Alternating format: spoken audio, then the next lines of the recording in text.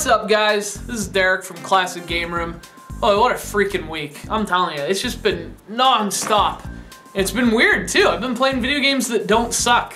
How weird is that? It's like all I ever get to play is games that suck. All of a sudden, I'm playing all these games, and the thing I'm noticing is it's like, I don't want to like jump off a cliff playing these games. This is weird. I have not felt that in quite some time. But I guess it's been a good week in that respect. But you know what? You don't have to take it from me. If you want proof that I've been playing good games, head over to ClassicGameRoom.com. Because you know what? Right now, you can see my review of one of those good games that I played this week. It's called James Bond 007 from Russia with Love for the GameCube. I'm telling you, the last month or so, I've reviewed a couple of the James Bond games for the GameCube. Boy, they are better than I remembered. Maybe it's because now we're decades away from GoldenEye. See, back then GoldenEye was still fresh in my mind. I was a punk college kid, so all I wanted was GoldenEye. So I sort of, I'll be honest, I wrote off a lot of the EA Bond games. Shouldn't have done that, because they were pretty good. And From Russia with Love is, I don't know if it's the best of the EA Bond games, but it's definitely the coolest and the most stylish. So head over to ClassicGameRoom.com right now to see my review of From Russia with Love for the GameCube. TJ has a review up right now too of a game called Suishou No Dragon for the Famicom. I don't know, but he has the review of it. I don't even know what that is. I never do. TJ reviews games. I don't know. I'm not gonna sit here and try to explain it because it can't be explained. That's like me sitting here trying to explain underwater, what are they called? The UFOs that are underwater, and then they come up, and then people see them, and then they go back underwater. That's like trying to explain that. I just can't do it. You know what else? This week's been kind of like a nostalgia trip. Because not only have I played some really old games, but I've played some new games that embrace really old games and sort of present them in a new way.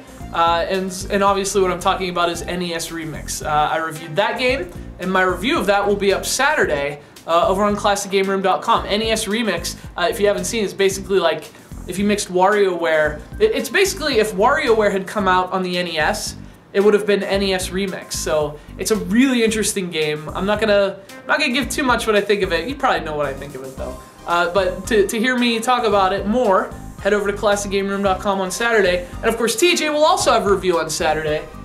He will have Guided Fate Paradox for the PS3. So NES Remix from me, Guided Fate Paradox from TJ. That's Saturday on ClassicGameRoom.com. We've got, this is how it works. Every day he and I are putting up reviews. Reviews of games that I've never heard of in some cases.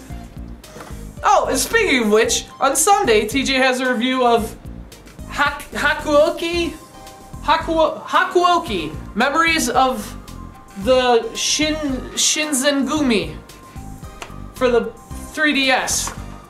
Why does he hate America? That's what I want to know. Anyway, and I've got a review on Sunday as well of another GameCube game, and this is another one that I sort of missed when it originally came out. I didn't play it when it originally hit the GameCube.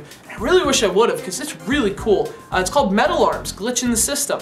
One of the prettiest GameCube games I've ever played, in some respects. In other respects, not so much, but nonetheless, a very interesting GameCube game. And I'll have the review of that Sunday over on ClassicGameRoom.com.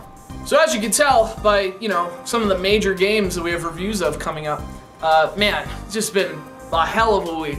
And it's finally Friday, which I'm thrilled about. I'm gonna go have some Mexican food with my friends, which is gonna be awesome. I can't. I'm gonna eat enchiladas till I have salsa coming out of my nose. It's gonna be awesome. But you know what? Last weekend I had a big wrestling weekend. Some of you guys might remember, I mentioned that I went to a Ring of Honor wrestling show Saturday, and then I went to the Royal Rumble on Sunday. If you like wrestling, you should watch the upcoming episodes of Ring of Honor, because you'll be able to see me in the front row, and actually one of the wrestlers, Cliff Compton, he basically assaulted me.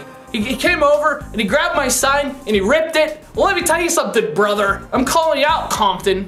Next time you come, brother, I'm gonna be in that front row, brother. And brother. Anyway, watch the upcoming episodes of Ring of Honor to see me on television, which I should be on television anyway. This is just making up for what's already a mistake. I should be, anyway. So this is also usually where I answer the question from the WinSquid pub over on ClassicGameRoom.com from our forums. And a lot of the questions deal with the Royal Rumble, and you guys wanted to know my reaction, my thoughts on the Royal Rumble. Well, I was there live, and if you watched the Royal Rumble, you know that the crowd just pooped on the end of the Royal Rumble. I was with the crowd.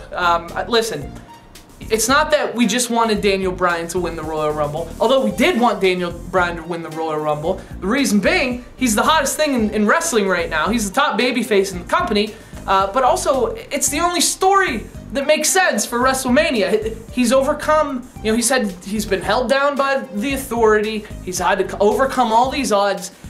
Isn't the story that he finally overcomes the odds? I mean, like, you know, I don't write movies or books, although I should. I could. I would write some crazy shit. Anyway, I don't do that, but I know that when stories have to have like a conclusion, and usually the conclusion involves sort of, you know, what happened earlier in the story, and oh, then it's a happy ending and it changes at the end, you know? There's always something for the hero to overcome, and then he overcomes it, and that's the end of the story. This is what stories have been since the base of since human civilization began, and we felt the need to tell stories. This is how stories have been told.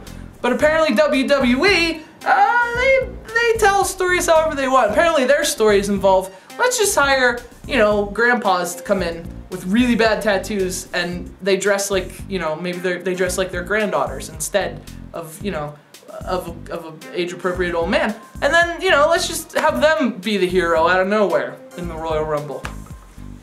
Royal Fumble, a lot of you are calling it on the forums. I don't disagree. But you know what? Now it looks like it might be a storyline thing. Maybe Daniel Bryan's gonna overcome. But you know, it's not just about Daniel Bryan.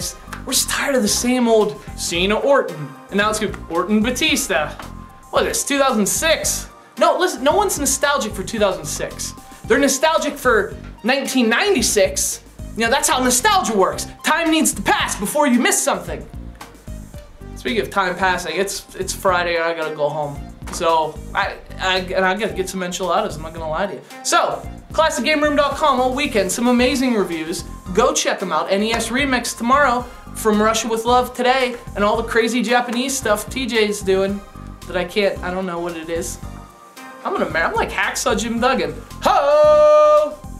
USA! USA!